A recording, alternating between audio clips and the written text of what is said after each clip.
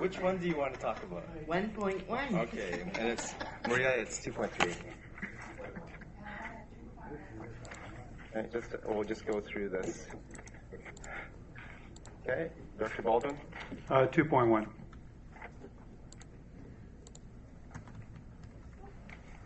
Dr. Reed? 2.1, it's already on, thank you. Okay. Dr. Broughton? 4.1.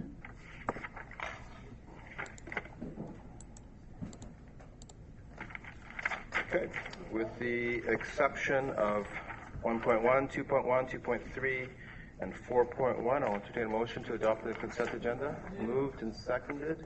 All in favor? Any opposed? That is carried. We'll move to 1.1. And that was Colleen. Director Jordan. He's got it. So I've moved the recommendation. Okay, moved and seconded.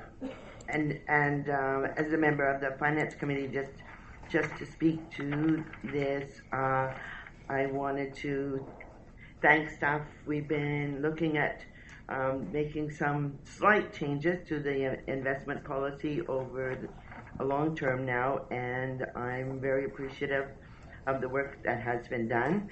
And I think that the Treasury staff and things will continue to review this and try to improve the level of our returns. And I think I'm very happy to see the increased length of term for credit unions, and so that we can get more money, because consistently their rates of returns have seemed to be better. So I'm supportive of this move, and as part of an ongoing review of this policy. Great, thank you. Happy to see it. And thank you. Your reference, Burnaby's referenced in the report. Yes, and staff consulted with other cities, including our own, and to see how we manage our treasury, and so that we could get higher returns at this place. And they have adopted some of those recommendations. That's great. Happy to see it. All right, we'll move to the vote. All in favor? Any opposed? That is carried. Next item is 2.3, and that is 2.1. Director Baldwin. Thanks, Mr. Chairman. I have a question, and depending on the answer, I may have another follow-up question. And the question is, in this fund, is this available for all municipalities to apply for? Ms. Mason? Through the chair, the fund will be limited to GVRD projects, but there will be opportunities for projects that are jointly of benefit to the municipalities as well. So we're hoping to be able to leverage the funds that we have within the GVRD with maybe some funds that a municipality may be putting into a project to work on something jointly. So that's what we contemplate as being a viable option for this. Okay, I guess, Mr. Chairman, that doesn't quite satisfy me then. In a municipality, you have projects like this, which are probably what one would deem to be nice to haves, competing against must do's. And so consequently, you never, or very seldom do you ever get the opportunity to do this kind of an innovation type of a project, unless you can make a really good case for it, and you're almost dead certain that it's going to result in a benefit for the municipality or other municipalities. So GVRD can do it by virtue of the fact that you take a little bit of money from everybody, and cumulatively it becomes a lot of money.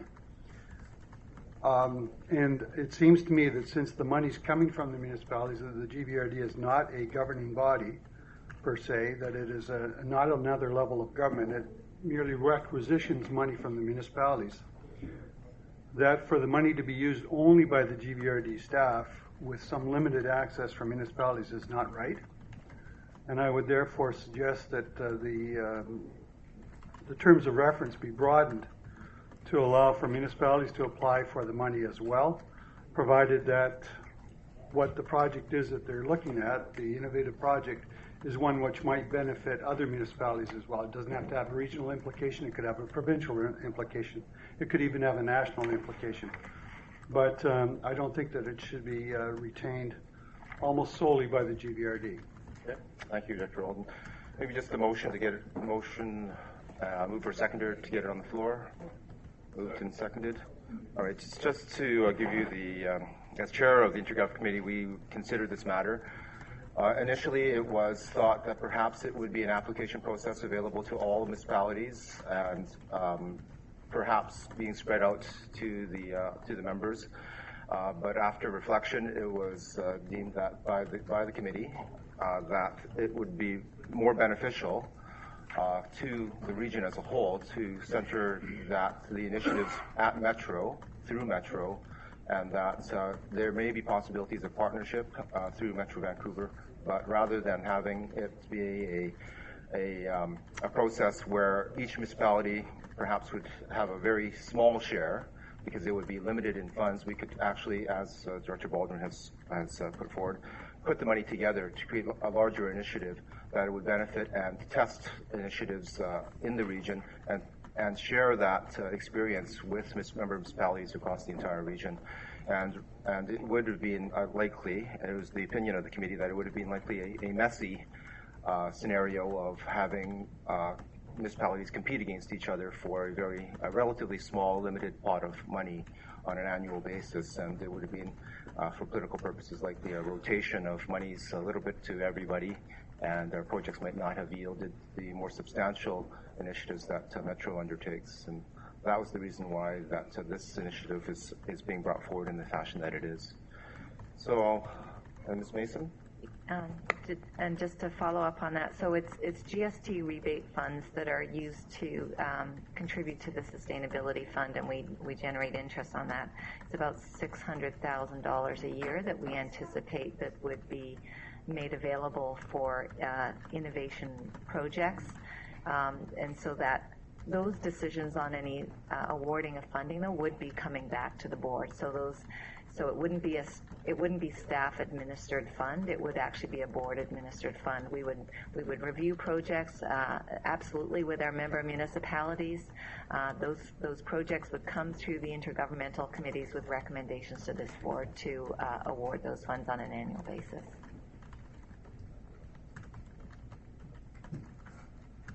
All right. First is Director Villeneuve. Thank you very much. My understanding that this fund has been in place since 2004, and there's been no money spent until now. Is that correct? We've just been accumulating it? Yes. I think what is important is that there's not a lot of criteria that I can see in the policy for municipalities to understand whether it's going to be worth their while to put the effort into applying for some leveraging or municipal partnerships, or whether combining a couple of municipalities with a project is going to be more beneficial. But I think it would be helpful to have some criteria, just so that if there's not much of an opportunity for a project to move forward, I wouldn't want our staff spending a lot of time with these limited funds putting in applications and trying to build partnerships without a bit more defined criteria. So that would be something I'd have. It's talking about leveraging and just a little bit more definition as we move forward with this forward direction for the municipalities. I think is important. Okay, thank you. Dr. Harris? Thank you very much, Mr. Chair. I'm just wondering whether it's been contemplated that outside researchers, outside parties could initiate projects through Metro Vancouver staff.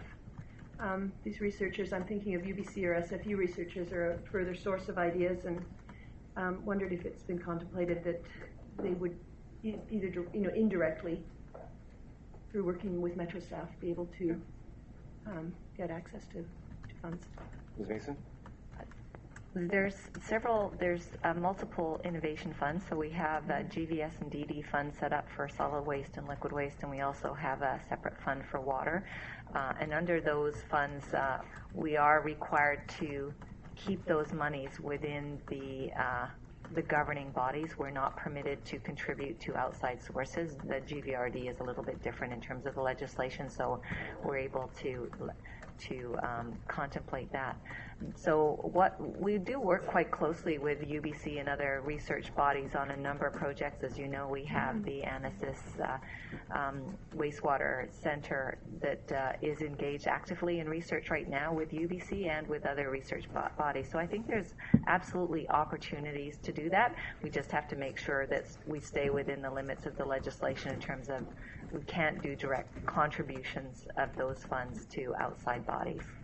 That makes sense to me, Mr. Chair, and it also turns the other way around, which is whether they could initiate, through staff, and just generate ideas for projects. If there was some more clarity in writing somewhere where that could be passed on, again, for universities to know what their role could be, would be helpful. Thank you. Thank you. Dr. Reid? Thank you. A lot of the things I was going to say have already been said. I do like Director Harris's idea about education funds, but what I don't know is where the legislation allows, where does it come from that we can gather money from everyone and just give it to a few, and I have a little difficulty with that. So I wonder, why don't we just give it back to all the municipalities and lower the cost? I mean, ultimately it's our taxpayers' money. Wouldn't that make a bit of sense? Well, I'll attempt to answer the question as the chair of the Intergov Committee. The original, as Director Villeneuve had stated, this fund was created about 10 years ago and was meant to be a sustainability fund. And at the time, there was a very small GST rebate that was available. No, I get it. And so it was meant to drive regional innovation and sustainability initiatives. And that was the decision of the board of the day. We've now accumulated sufficient monies to expend it and put it towards those innovation projects. It's still in that same vein of putting it towards sustainability and innovation projects at a regional level, meaning that together we can build perhaps and test more expensive, larger projects because we've put the money together as a region. We're treating it like it's our little bank account. To me, this money belongs back to the municipalities and to the taxpayers. It means that they're paying more than they have to. So I won't be supporting it. Thank you. Okay. Dr. Hepner. Thanks, Mr. Chair.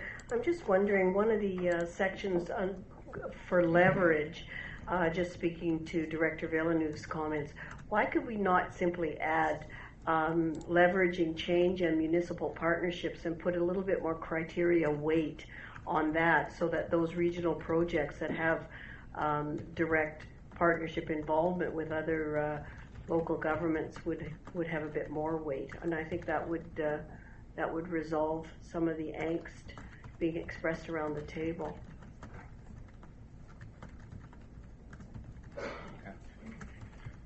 Ms. Mason's just indicating to me that if we endorse the policy, then what would happen, could happen, is that Ms. Mason would take it to RAC, where we would develop that policy in conjunction with our city managers across the region to make sure that it's reflective of some of the conversation today. Okay, so we could ultimately then have more criteria points given to those projects that have many partner supports within the region. Yeah. Okay. Actually, I've got a RAC committee meeting coming up next week. I could bring this forward. The criteria, it's absolutely a fluid document, and get the municipal input on how we build that municipal component into the criteria.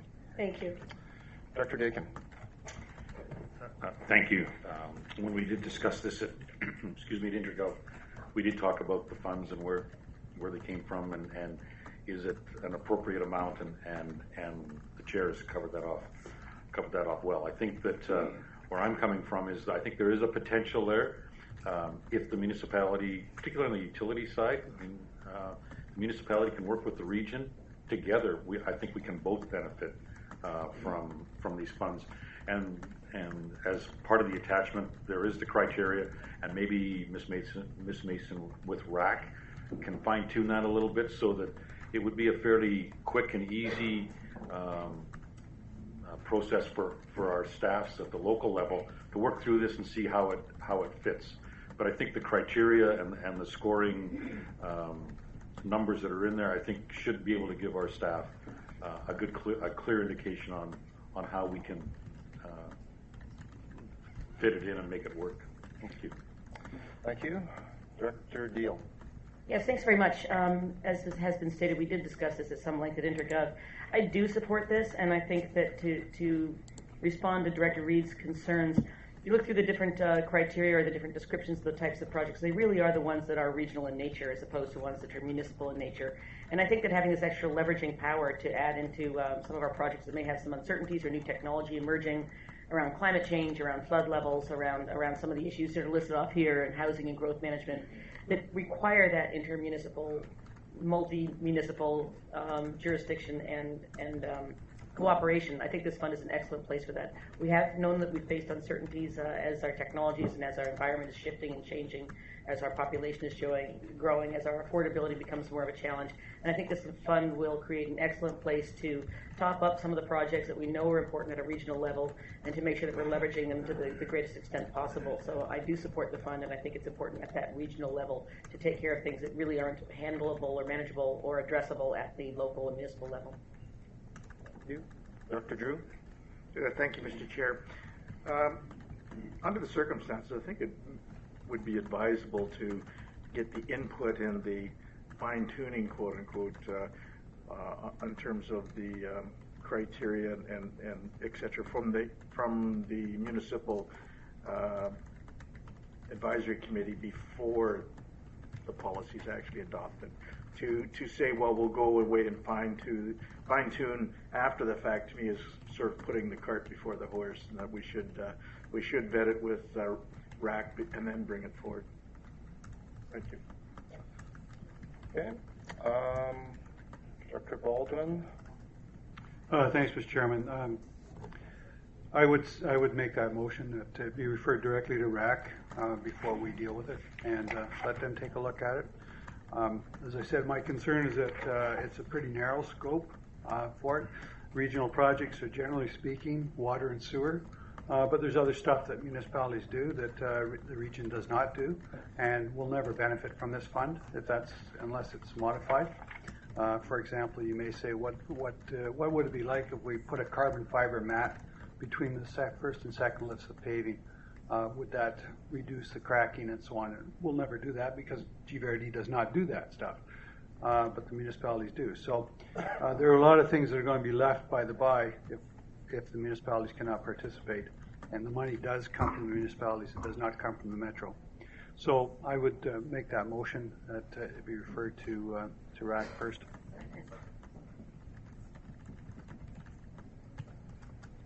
Well, that would be certainly, it's in order at the board level. It's not the recommendation of the InterGov committee. It's just to remind the board members that there are a number of these innovation funds or sustainability funds that are driven through our direct utilities that the board has endorsed that under those utilities that the funds stay within Metro Vancouver and be directed for projects that are related to those utilities.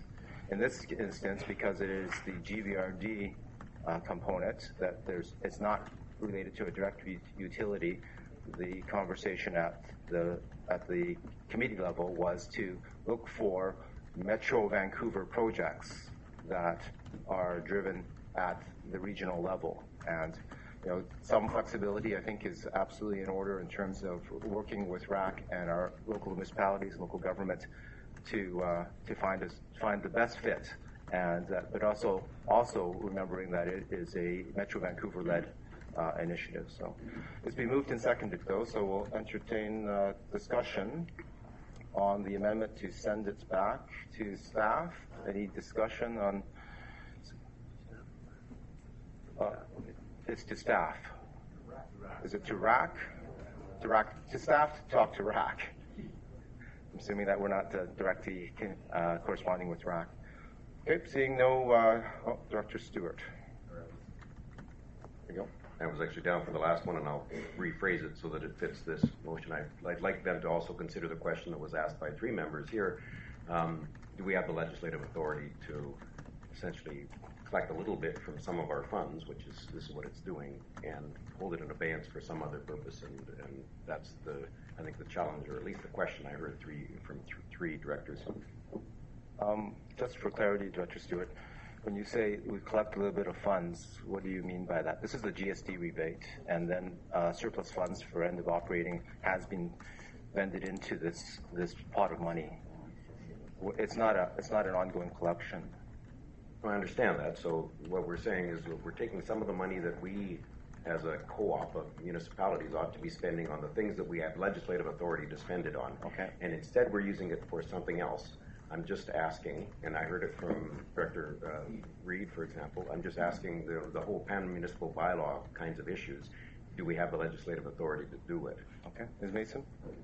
So we don't have the legislative authority of a pan-municipal bylaw. So if in fact this board decides to go down the path of having this policy contemplate giving funds to a municipality for a project not directly related to the GVRD function, that really becomes more of a grant and aid type of a contribution. So that's a different purpose than how the sustainability fund has been proposed under policy, which is to leverage it with projects that the regional district might be undertaking itself. So if it was to do a project as Director Baldwin had suggested, that's more of a contribution to a municipality as a one-time grant for a project that they're doing. So a different type of purpose than what's proposed in the policy. You do have the authority to do it under the Local Government Act for regional districts like the GVRD. You don't under GVWD or GVS and DD. It can be done, but it is different. Okay. All right. That's for the answer. Those are our speakers on the matter to refer. All in favor? Those opposed? Okay. I believe that passes. We'll refer that back. I will move to the next item, which is 2.3, which is Ms. Harris. Dr. Harris. Thank you very much, Mr. Chair. I just I had some questions about this. This affects the electoral area directly, and under the I'm looking at page 31. Under the financial implications, it notes that the board is going to need to develop a policy for reviewing and approving local area A projects for this Community Works Fund funding each year. It makes reference to a report that went to Intergov. So I've got a couple of questions, if I might.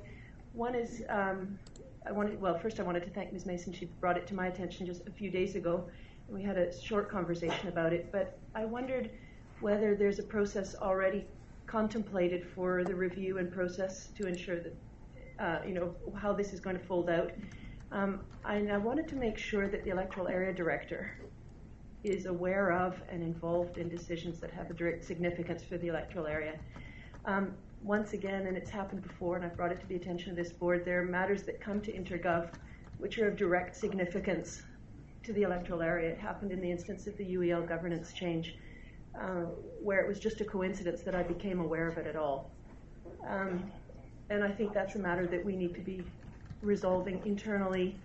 But I also wanted to understand what the process and the timing would be, and to be assured that I would be aware and involved in these conversations. Thank you, Mr. Chair. Ms. Mason? Thank you, and through to Director Harris. So we have had discussions at the staff level with the chair of the board to say that we do have, of course, we've got notice now on the Community Works Funds for Electoral Area A, and we will need a process to go in terms of how we go forward with that, along with the funding for transportation projects. So I believe the chair will be setting up a committee of board directors to design a process, the process of how we will review the funding. And so we will be following up, obviously, with electoral area A. You will need to be involved in terms of the electoral area A expenditure of these funds. Thank you very much. And can I presume that it will go through the electoral area committee at some way, or is it going to go through Intergov with my participation there? Or is that to be worked out? That'll be to be determined through the thank you very much. Through the subcommittee's work. Yeah, thanks. Okay. You move that, Dr. Harris? Moved and the seconder? Moved and seconded. Any further discussion? All in favor? Any opposed? That's carried. Next item is 4.1. Director Broughton. Thank you very much. I'm going to just bring this up in a larger way for myself. First of all, thank you very much to the CAO for placing this in your report in such a comprehensive fashion. So I'd like to thank staff for the comprehensive information that's in here regarding liquefied natural gas supertankers in the Salish Sea, which includes, of course, Howe Sound, English Bay, and Harrow Strait.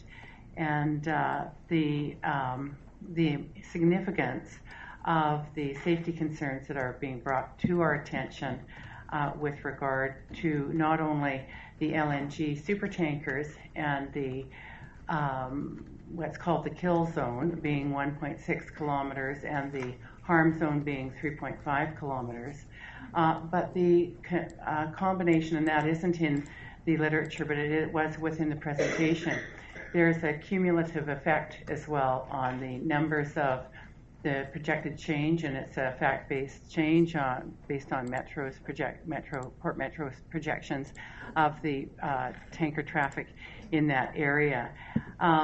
Also, with regard to air quality, I just want to bring to the director's attention that if the wood fiber does go ahead, that the air quality shift, should it be fueled by a gas supply, would be 600,000 tons of CO2 plus NOx and SOx. And so I want to draw to the attention of the directors, much as I have been drawing attention, and my apologies that Howe Sound has become such a targeted zone right now, but it is, and it has. And it's very evident in terms of the pressures that have come to bear in that area. But this is something that I must bring to your attention. I know that we no longer have a port committee. Howe Sound, by the way, is guided by Transport Canada, not by Port Metro Vancouver. And so it is an environmental assessment response period. And Lions Bay's council has put forward our concerns, which are supertanker safety, rogue waves, which are of a grave concern because there's mountains underneath, of course, Howe Sound, so rogue wave can happen, unlike what their biologist says, in a completely flat condition, because the tanker always sits underneath, it always displaces the same amount, whether it's loaded or not loaded. And the displacement is quite profound. So rogue wave is something where that pushes the water under, it hits something and it comes up. It can be as flat, as clear as a mirror of glass, and you have basically a mini tsunami, which has been experienced and was in fact experienced several years ago in Steveston, taking a 3-year-old offshore. So it's something that, and has been experienced by the small tankers in Howe Sound, speeding, and it creates boat safety, and I myself have experienced that with grandchildren on board. So, and our own MLA has also experienced that. So a supertanker is a different kind of thing. The other thing, and lastly, is foreshore erosion, which if we looked at the fast ferries and our concern about the fast ferries, and of course they were $400 million that were put to rest because of foreshore erosion. The foreshore erosion with this situation will be significant, and it will be throughout Howe Sound, and I'm just drawing that to the director's attention. Again, Metro colleagues, 1/3 of Howe Sound is in our jurisdiction, and it is a jewel, and as I've said before, it's the second attractant only to Howe Sound, only to Stanley Park for Vancouver. Thank you very much. The third being the Museum of Anthropology. Thank you. Thank you. You'll move for receipt. Dr. Belton, you'll move receipt of the Thank you, I will. commission. Move receipt. And seconder? Moved and seconded. All in favor? Any opposed? That's carried. We'll move to the non-consent agenda items now. First one is 1.1. Remember that there's been a replacement. And so you'll move 1.1A. And the seconder, all in favor? Any opposed? It's carried. And 1.1B and C. Okay, moved and seconded. All in favor? Any opposed? That's carried. Just A, that needs to be split up. This one. Yeah, okay. We'll move to 2.1. 2.1's been moved, and the seconder moved and seconded. Any discussion on 2.1? Seeing none, all in favor? Any opposed? That's carried. 2.2, a mover? Moved and seconded. Any discussion? Director Clay. Thank you, Mr. Chair. This obviously we have three RGS submissions on the agenda today. This particular one is a little bit troubling, I guess, for us in Port Moody. The site that's in question is a abandoned industrial site that now has a SkyTrain line dissecting it, and is pretty much condemned for any future use that resembles what used to take place there. And as far as I understand, Metro would be opposing this as a conversion of industrial land to residential. It's surrounded by residential, and the vision of the density here is in support of our heritage preservation area, conservation area, which is immediately to the east. And it's the comments about a future SkyTrain station and whether this is preemptive or not. In order for us to ever obtain the SkyTrain station, there would require the density around it to reflect that land use. And it's sort of a chicken and the egg thing. If we can't put that zoning in place, or that at least put that OCP designation in place, it would be difficult for us to ever attract the development to support that station. Port Moody is a very small town, I think, as everybody knows. So, walkability to the SkyTrain stations from one end of Port Moody to the other, you could walk it in about 20 minutes. So they're all transit-oriented design along this route. And I think from Port Moody's perspective, once we were designated as the SkyTrain route and part of the commuter corridor and an urban center in Metro Vancouver, to reject this development, which is very much transit-oriented right directly on a SkyTrain line, goes against the principles of transit-oriented development and the regional growth strategy. So we are puzzled, I guess, would be our statement as to why this would be rejected at this time. Thank you. Vice Chair of the Committee, Dr. Steves. Thank you, Mr. Chair. We discussed this at the Planning and Agriculture Committee, and basically our decision is based on the fact it does bring industrial into a new area and expands into the industrial zone, which is protected very strongly by Metro Vancouver, incursions into industry. It was also felt that the property, the plans for it are very premature and could actually spark development sooner than later, and it's better left as industrial rather than invite major changes in the area. And basically it was felt that it was either premature or should not be considered at all, and therefore the recommendation is to reject. Thank you. No further speakers. The motion's been moved and seconded. All in favor? Any opposed? The motion carries. Item 2.3. I'll entertain a motion. Moved, and the seconder? Moved and seconded. Discussion? Director Clay. I should have chaired the meeting today, Mr. Chair. This issue is far more puzzling for us in Port Moody. If the board would remember, late last year or mid-year, we were here redesignating the mill and timber site as a special study area with industrial current use on it, which was, again, in our estimation or our argument, a error in processing that happened in 2009 when Metro encouraged us to put that designation on the site and then took it off in the regional growth strategy, much to our chagrin. And I won't go through that again other than to say it was a very frustrating, timely, and costly process for the city of Port Moody. We now are asking that that designation remains on the land, and we are being told by Metro staff, because we have a vision in our 30-year OCP document that this land will eventually undergo change, although we remain designating this as an industrial site with a special study area, that Metro has now said, no, you have to lift that from the RGS and convert it to a general urban designation. We don't want to do anything of the sort.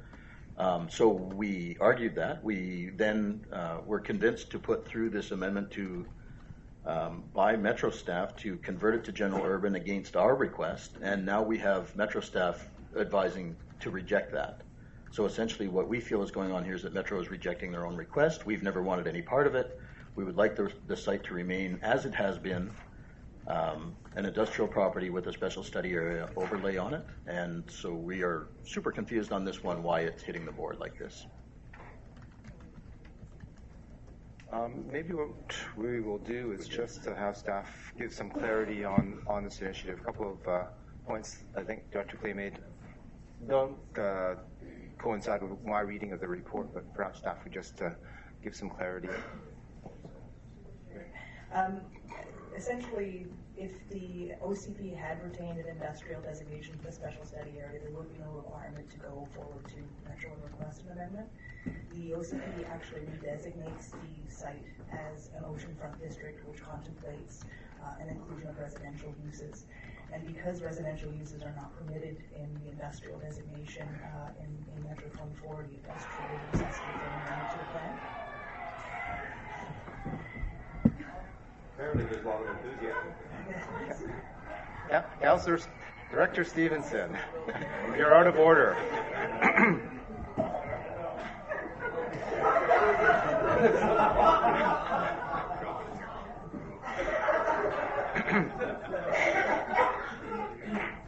Could we have that recorded as support for Port Moody's position?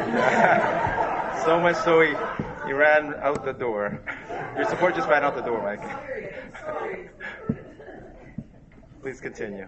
The staff's recommendation at this point is because the area is designated as a special study area in both the OCP and the regional plan, that more work be done to actually develop the area plan and neighborhood plan for that particular site. Certainly respect the long-term vision that the municipality has for this area, but again, because of the OCP designation, it does necessitate an amendment at this time. All right, Director Steves. Yes, in addition to those comments, this is an active site, and changing the designations we feel would actually speed up the loss of what's already a major industrial site. I do have sympathy with Port Moody, however, because Port Metro Vancouver has their eye on the site, and who needs them? But anyway, that's my own comment. But we have them on Richmond, and they're hard to get along with. But I think that in terms of the overall industrial plan for the region, that this is an important site to maintain as an industrial site at this time. Okay. Dr. Reid? Thank you. You know, when we first started down this rocky road of the regional growth strategy, I know that you all know that we had some concerns with it, and we thought we came to agreement and some kind of consensus. And I guess I continue to see problems with this in that nobody knows their city better than the sitting council. And we keep getting these little anomalies in everybody's city that come up that are going to need some special little tweak. And yet everyone's being made to conform just to the absolute black and white rules. And it isn't going to work. And we're really starting to look stupid out there in the public, I can tell you. And I really think that we need to find a way when we get to a unique situation such as this, when it's been a special study area, and I believe Mr. Carline got involved and said this is the way to, you know, to stick handle this the way through.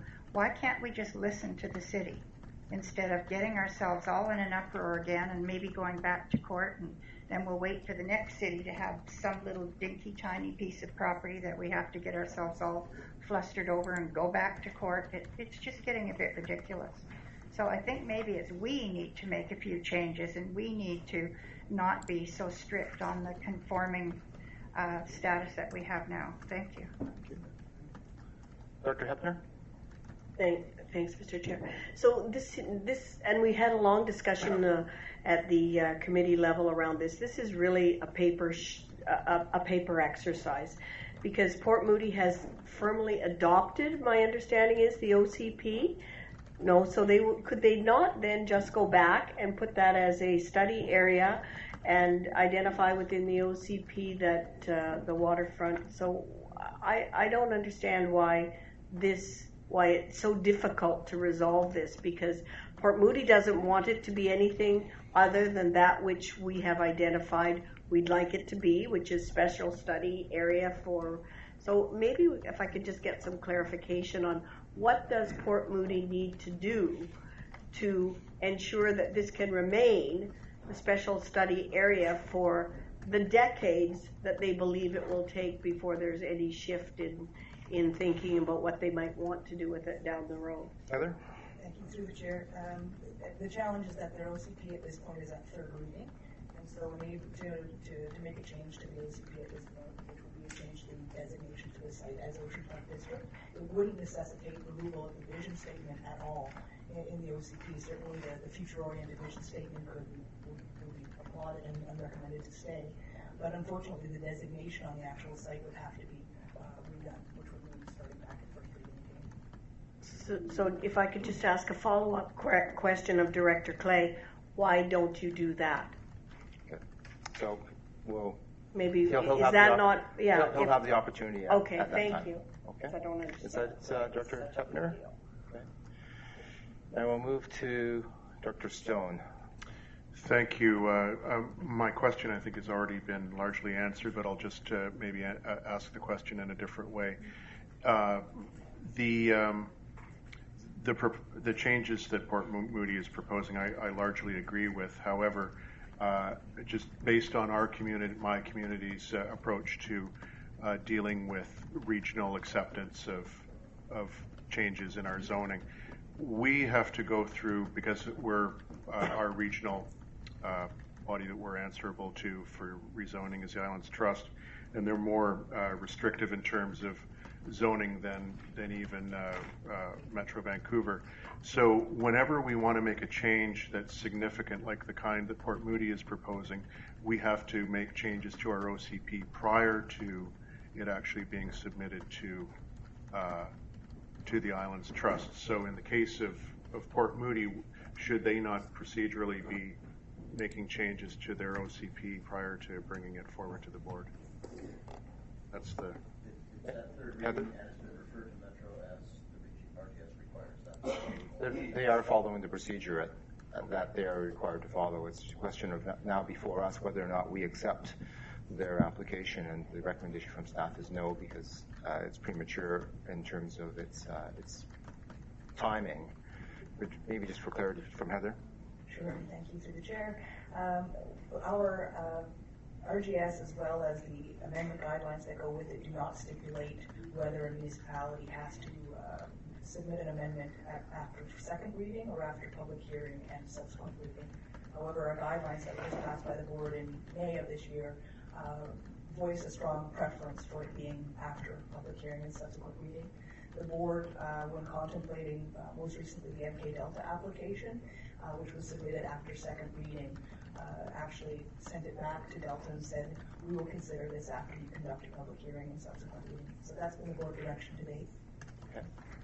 Thank you. Dr. Stewart? Yeah. Director Reed alluded to it, and I will spend the minute on the history. As I recall, because we were in the Coquitlam and Port Moody were the two communities that didn't accept the RGS when it was presented to us. There was meetings, I gathered, between Port Moody and Mr. Carline, and the assurances were made that don't worry, we'll figure that out, and Port Moody removed its objections. Both of the people in that room have changed. Ms. Mason's now here, and Mike's now here. But the spirit of that, obviously, there was something done to assure Port Moody that its aspirations for this site and to other sites, but this site in particular, this is, I think, the most important, the key one.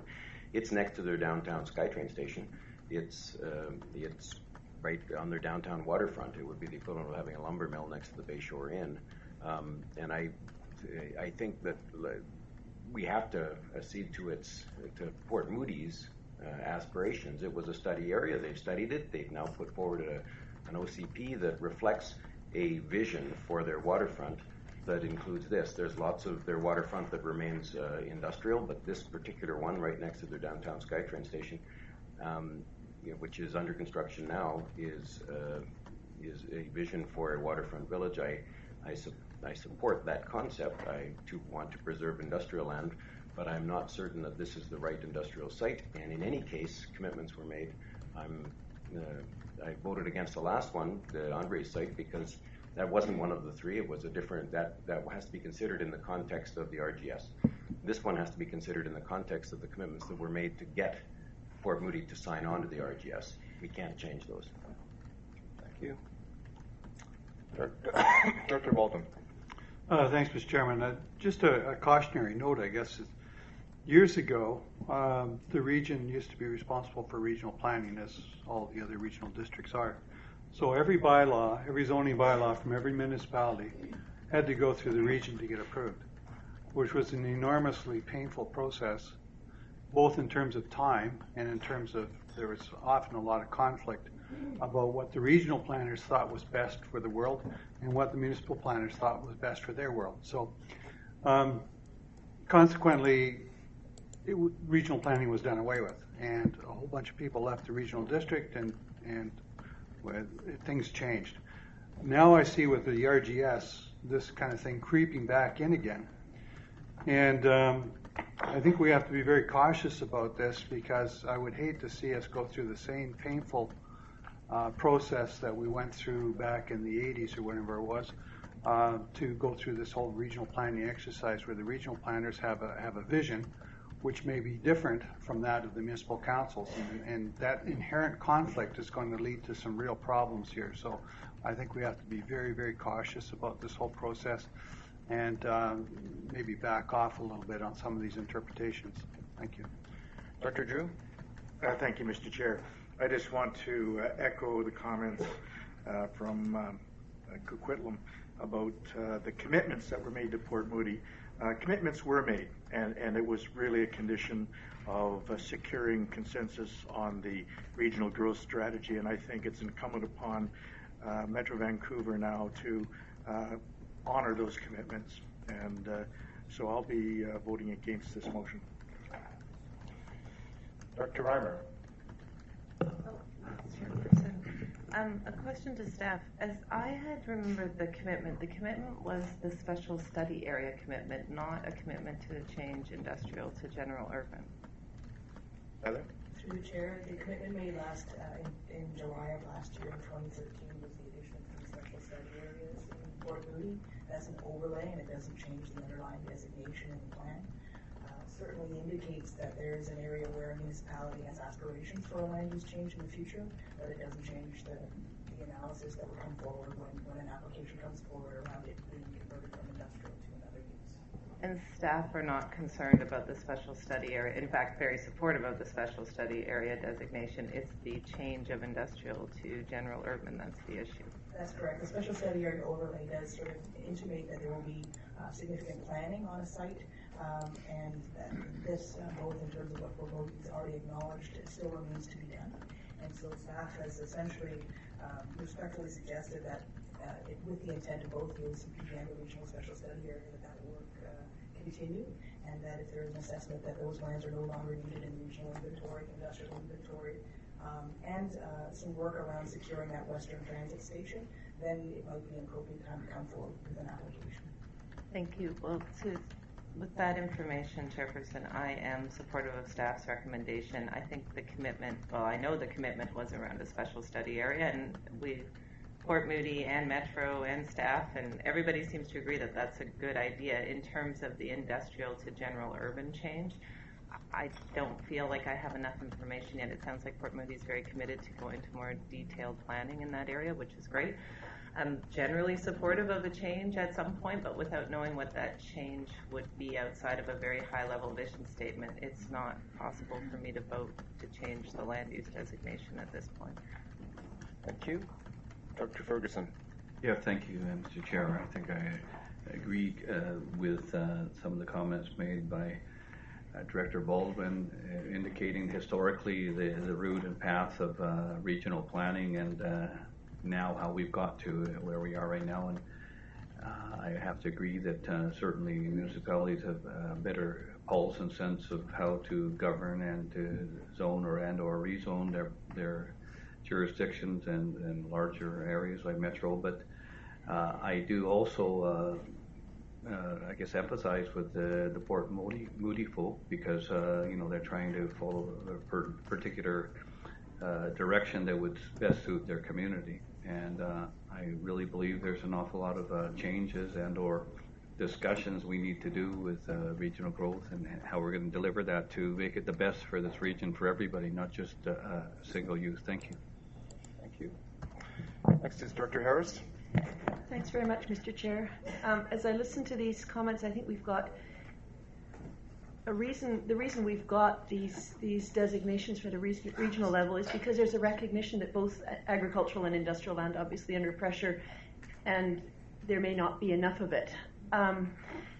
That's perfectly legitimate. We also know that sometimes you get the wrong piece parcels in. I'm wondering what we're doing when we see that something is the wrong parcel in. Are we doing the same on industrial land as we do on agricultural land, which is saying that if this is the wrong parcel to be designated industry or the wrong parcel to be designated agriculture in the region, where else should we be putting it? What I see is a sort of a one-way encroachment on industrial land. That may be the way we're going. I think we should be working not to have this may be the wrong piece to have industrial. But I don't see enough at our table about saying, if this is the wrong piece, what would be the right piece? And how are we making either a city, a municipality, or the region whole? And a lot of times we deal with these trade-offs within municipalities, but I'm wondering if we should be doing more at the regional level. Thank you. Thank you. Dr. Belton. Thank you so much, Chair Louis. My mind cast to Toronto, and having worked through the 80s, 90s, and 2000s in Toronto, and its waterfront not being that zero, nada. I just can't even describe it to you if you hadn't been there, done that. And now it's spectacular because they reclaimed it. In fact, just spent, I think, $500,000 on bringing in some big rocks for their sandy beach. But I just think that things evolve. Cole Harbour evolved, and if Cole Harbour was still Cole Harbour, Vancouver wouldn't be Vancouver. Port Moody's evolved, and I often call it the West Vancouver of the Tri-Cities, and it's evolved. And so we want to look at what is the economy. We want to look at where our economic dollar is and not have our feet in the past of what is industry. And why industry somehow grabs our baby booties at birth or something like that. We have to look economically and wisely economically about where our economic dollar comes from and how to improve in a continuous quality improvement, kaizen, using the Japanese term, manner. So what's happening is the more established communities such as Vancouver have had a legacy of becoming and having the opportunity to become very established. And this is an important point at this time at this table because it puts in harm's way the less established communities that need the opportunity, the right, and the future to underscore and underwrite their history as per their vision in their community. And that will only exercise an improvement in our overall region. And as we improve, starting from the ground up with the individual communities, that improves the overall region. And again, I ask you, if you're not looking from a social or cultural context or an environmental context, look at the new economy. And the environment is the economy. And the environment of Cole Harbour is part of the shaping, and Gordon Price, I know, walked me along that beautiful waterway that goes from the Westin Hotel to the Vancouver Convention Centre that I was very familiar with as well. I photographed all of Stanley Park, by the way. I'm very familiar with it since a young age, and that whole region. And I want to say that every community needs an equal opportunity and an opportunity in today rather than being stuck in yesterday. We need to move forward from today into tomorrow and a bright future. Thank you. Thank you. We'll move to Dr. Dakin. Thank you, Mr. Chair. For me, it's not. I don't think we're trying to change or direct Port Moody's future at all. For me, it's about process. And while Maple Ridge could be in a similar situation. We're trying to, as we're planning our community and doing our work, we have our own study area. We're doing that work. I think the way I see this, and I support the staff recommendation because I think it's a little bit, it's premature. And I think that Port Moody has stated their intentions, their vision, their dream for that. And that's fine. I think that's great.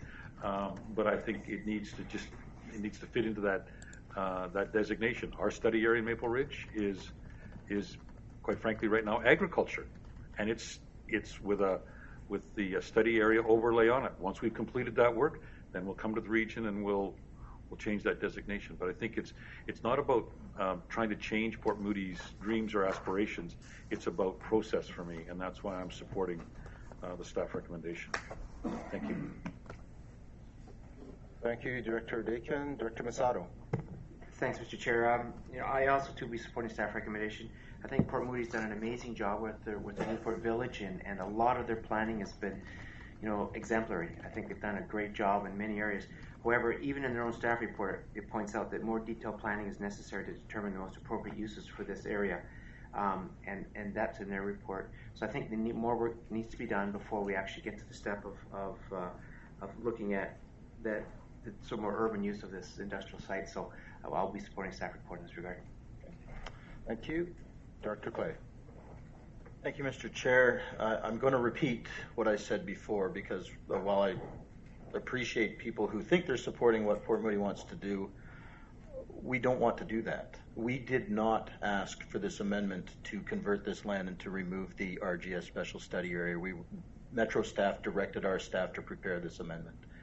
If defeating this motion leaves it as industrial land with a special study area overlay in the RGS, we're super happy that that happens. But we're being told by Metro staff that puts us in an endless loop where they think that our OCP now isn't in alignment with the regional growth strategy, because our OCP has statements like the Oceanfront District is designated a special study area which requires that a local area development plan be prepared as any redevelopment proposal that this plan address a number of objectives, including, and it goes on to list preservation of view corridors and things like that. But that is, as Director Dakin just said, and as Director Reimer said earlier, and others have said, that is what a special study area is, and we understand that. What we don't understand is why Metro would say to us, you need to bring forward an RGS amendment to convert this to general urban, and then put forward a report that says to directors, please vote against this. We agree with it, vote against it. But you're putting us in an endless loop where the staff are going to say, now you have to go back and alter your OCP again. It's like, our OCP reads the way we want it to read. And it says special study area with a future vision for an oceanfront district. So we don't have a problem with that. We agree. In fact, we asked that it remain as a special study area, industrial land in the RGS.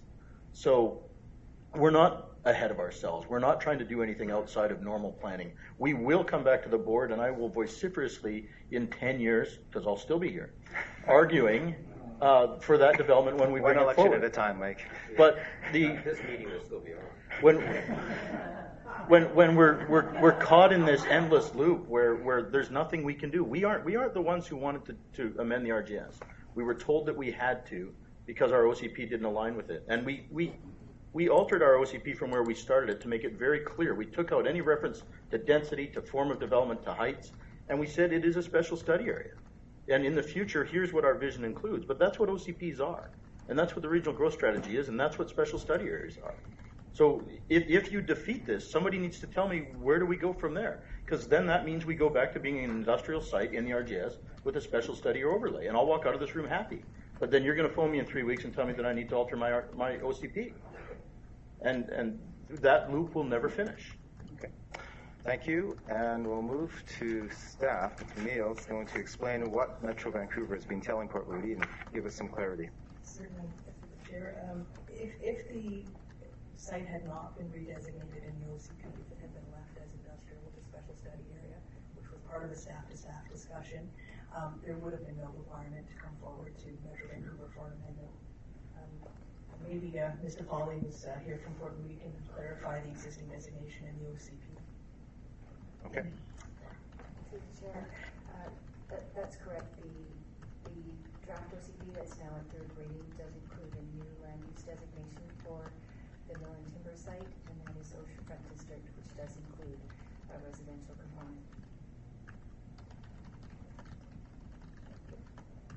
Thank you. If there's no other speakers on this issue, we'll move to the vote. It's been moved. I still have my question unanswered. If this is defeated, what does that mean? My understanding, well, we'll just move that to staff rather than me interpreting for staff. Certainly, it would be that the request would be to go back to the OCP put this back to an industrial designation with the special study area overlay, and absolutely keep the oceanfront district vision and high-level statement there for the long-term intent for the lands, and then do some additional planning work for that site and come back at a time when that's more advanced.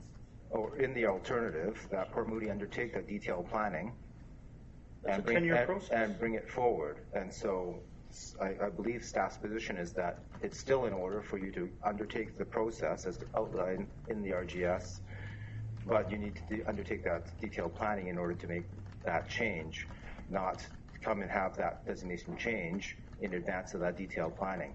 And so that's the loop that you're under. We don't want to change it.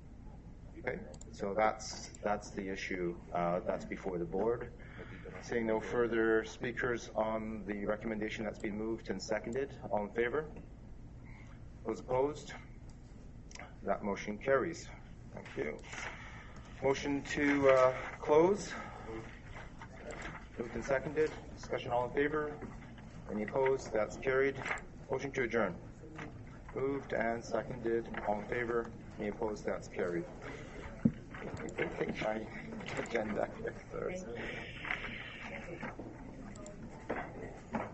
Okay, now we're moving into meeting number 4, which is the Water District. No, not closed. Open.